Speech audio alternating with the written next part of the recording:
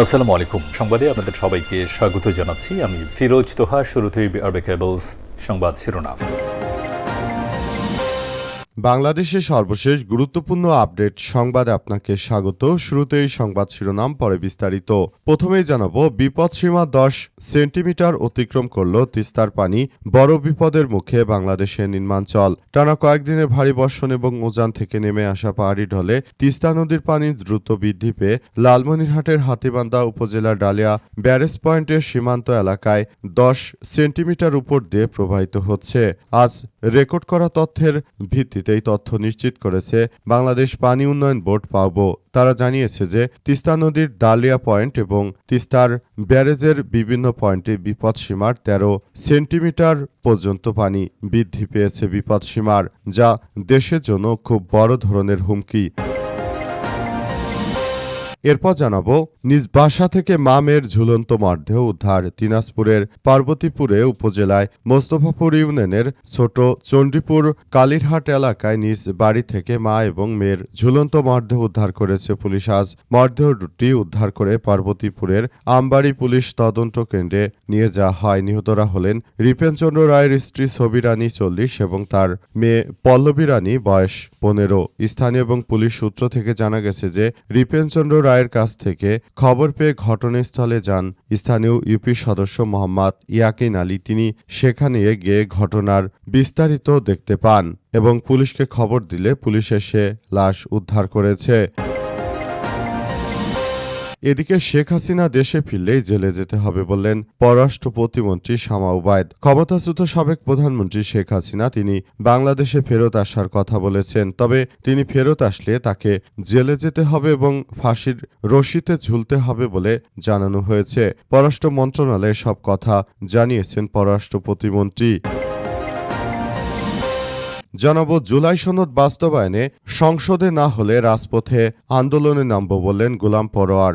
বাংলাদেশ জামাত ইসলামের secretary general অধ্যাপক মিয়া গোলাম পরোয়ার বলেছেন যে বিএনপি ক্ষমতায় গিয়ে জুলাই গণ অভ্যুত্থান ভুলে গিয়ে জনগণের সঙ্গে বিশ্বাসঘাতকতা করছে। তাদের মুখে এক অন্তরে আরেক, তাদের ভিন্ন রূপ দেখতে পাচ্ছে জনগণ। তিনি আরও জানিয়েছেন যে এখনও জুলাই সনদ বাস্তবায়ন এর কোনো সমাধান তারা করছে না। যদি তারা জুলাই সনদ বাস্তবায়ন না করে তাহলে রাজপথে নামবে জামাত সহ 11 দলীয় জোট।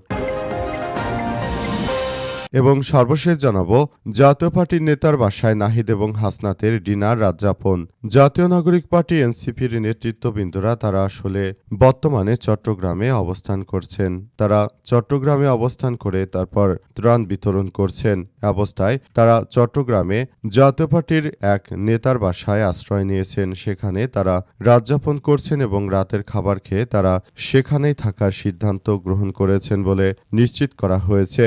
এই ঘটনায় অনেকেই বলাবলি করছে যে জাতীয় পার্টিকে তারা নিষিদ্ধ করার জন্য ডাক দিয়েছিল, অথচ তারাই সেই জাতীয় পার্টির নেতার বাসায় মজমাস্তি করে খাওয়া দাওয়া করে তারপর তারা সেখানে রয়েছে। তারা কিভাবে তারা জাতীয় পার্টির অপসারণ চেয়েছিল সেটি দুমুখী সাপের মতো আচরণ করছে নাহিদ এবং হাসনাতরা। তারা যদি জাতীয় পার্টিকে ব্যানি করবে তাহলে কেন এখন চট্টগ্রামে বিপদের দিনে তারা জাতীয় পার্টির ওই নেতার বাসায় খাওয়া দাওয়া করলো এবং সেখানে থাকলো, সেটি জনগণের সামনে আসলে প্রকাশ করা উচিত বলে মনে করা হচ্ছে।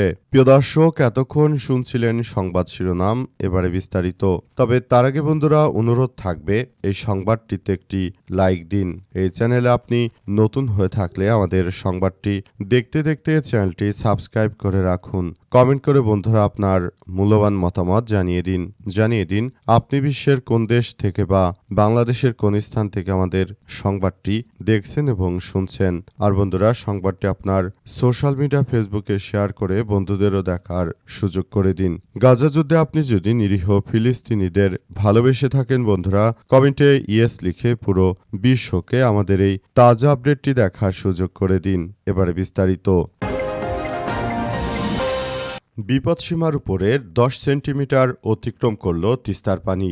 বড় বিপদের মুখে বাংলাদেশের নিম্নাঞ্চল। টানা কয়েকদিনের ভারী বৃষ্টিপাত উজান থেকে নেমে আসা পাহাড়ি ঢলে তিস্তা নদীর পানি দ্রুত বৃদ্ধি পেয়ে লালমনিরহাটের হাতীবান্ধা উপজেলার ডালিয়া পয়েন্টে তিস্তার পানি 10 সেন্টিমিটার উপর দিয়ে প্রবাহিত হচ্ছে। আজ সন্ধ্যা 7টায় রেকর্ড করা তথ্য নিশ্চিত করেছে বাংলাদেশ পানি উন্নয়ন বোর্ড পাবো। পানি বৃদ্ধি পায় তিস্তা তীরবর্তী নিম্নাঞ্চলে আবারও বন্যার আশঙ্কা করা হচ্ছে।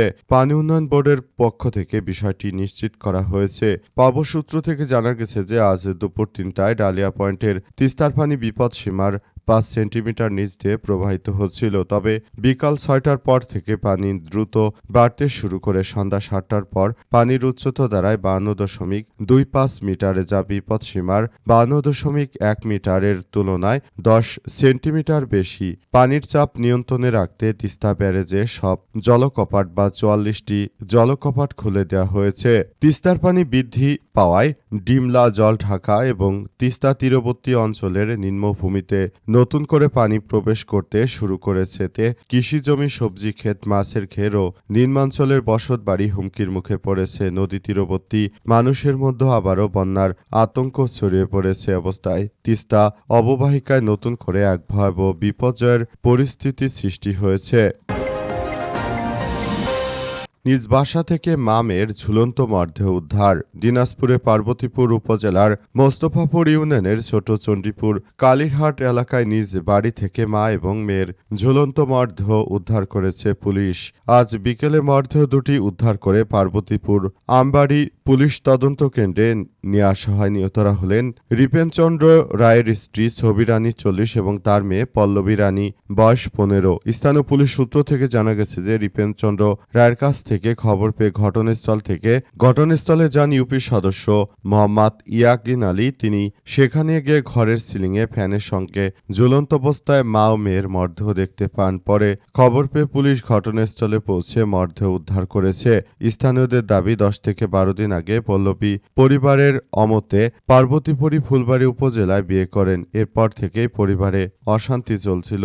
অভিযোগ রয়েছে ঘটনা দিনও পারিবারিক বিষয় নিয়ে রিপেনচন্দ্র রায়ের সঙ্গে স্ত্রী ও মেয়ের বাকবিতণ্ডা হয়। এক পর্যায়ে তাদের মারধরের ঘটনা ঘটে। এর কিছু সময় পর বাড়িতে অন্য কেউ না থাকার সুযোগে মা এবং মেয়ে ঘরের সিলিংয়ে ফ্যানের সঙ্গে ঝুলন্ত অবস্থায় আত্মহত্যা করে। তবে আত্মহত্যা নাকি অন্য কোনো ঘটনা তা তদন্ত করা হচ্ছে নিয়ে বলা যাচ্ছে না। আমবাড়ি পুলিশ তদন্ত কেন্দ্রের ইনচার্জ অফিসার্স মোহাম্মদ কামাল হোসেন ঘটনায় সিলিং ফ্যান থেকে মা ও মেয়ের ঝুলন্ত মরদেহ উদ্ধারের বিষয়টি নিশ্চিত করেছেন। মরদেহ ময়নাতদন্তের জন্য পাঠানো হয়েছে। প্রতিবেদনে আরও বলা হয়েছে, মৃত্যুর সঠিক কারণ এখনও জানা যায়নি। এই ঘটনায় আইনগত প্রক্রিয়া চলমান রয়েছে বলে নিশ্চিত করা হয়েছে। অবস্থায় পরিস্থিতি থমথমে অবস্থা বিরাজ করছে। শেখ হাসিনা দেশে ফিরলেই তাকে জেলে যেতে হবে বলে জানিয়েছেন পররাষ্ট্র প্রতিমন্ত্রী শামা ওবায়দ ইসলাম।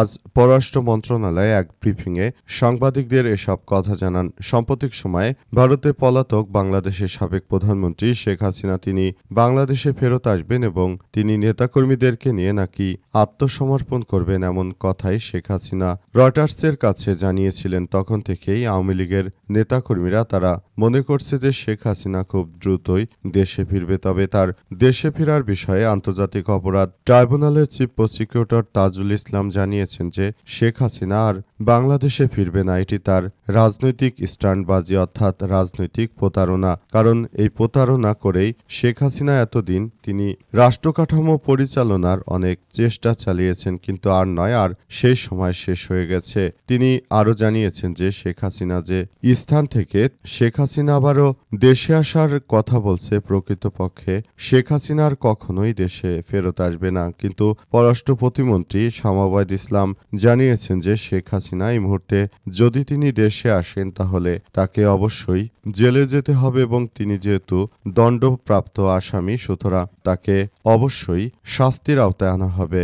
আসলে শেখ হাসিনা যদি দেশে ফেরত আসে তাহলে অবশ্যই তাকে জেলে যেতে হবে এবং আদালতের শাস্তি অনুযায়ী ফাঁসির রশিতে শেখ হাসিনাকে ঝুলতে হবে বলে জানানো হয়েছে। কারণ শেখ হাসিনা যে প্রায় 1600 মানুষ হত্যাকাণ্ডের পুরোপুরি নির্দেশদাতা হিসেবে অবশ্যই তাকে জেলের ভাত খেতে হবে বলে জানানো হয়েছে।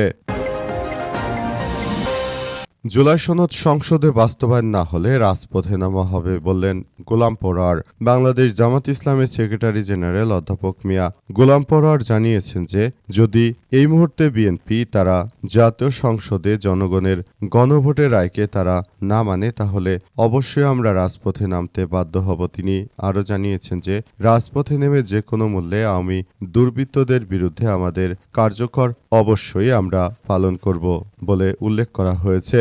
আসলে এই ঘটনায় পুরোপুরি ব্যবস্থা আসলে এমন পর্যায়ে পৌঁছে গেছে যে সেখানে নতুন করে আবার একটি ভয়াবহ বিপর্যয়কর পরিস্থিতির সৃষ্টি হচ্ছে দেশে এই মুহূর্তে আওয়ামী দুর্বৃত্ত যারা রয়েছে তারা যদি বিএনপির সঙ্গে মিলেমিশে তারা জুলাই সনদকে বাস্তবায়ন না করে সেক্ষেত্রে আসলে এই মুহূর্তে রাজপথে নামা ছাড়া আর জামাতের কোনো বিকল্প থাকবে না বলে জানিয়েছেন অধ্যাপক মিয়া গোলাম পরোয়ার। তিনি আরও জানিয়েছেন যে তাই সবাইকে বলতে চাই এই মুহূর্তে রাস্তায় নেমে তারপর পুরো কার্যক্রম চালিয়ে যেতে হবে। সবকিছু আমরা ধ্বংসস্তূপে পরিণত করব। যদি বিএনপি জনগণের গণভোটের রায়কে তারা না মানে তাহলে এর জন্য তাদেরকে বাংলাদেশের জনগণের কাছে শাস্তি পেতে হবে বলে এমন কথা জানিয়েছেন অধ্যাপক মিয়া গোলাম পরোয়ার। তিনি সবাইকে প্রস্তুতি নেওয়ার জন্য আহ্বান জানিয়েছেন। তিনি বলেন যে রাজপথে থেকে আমরা যেমন ফ্যাসিস্টের সময় আমরা সবকিছু আদায় করেছি, বর্তমানে সেটাই করতে বাধ্য করা হবে।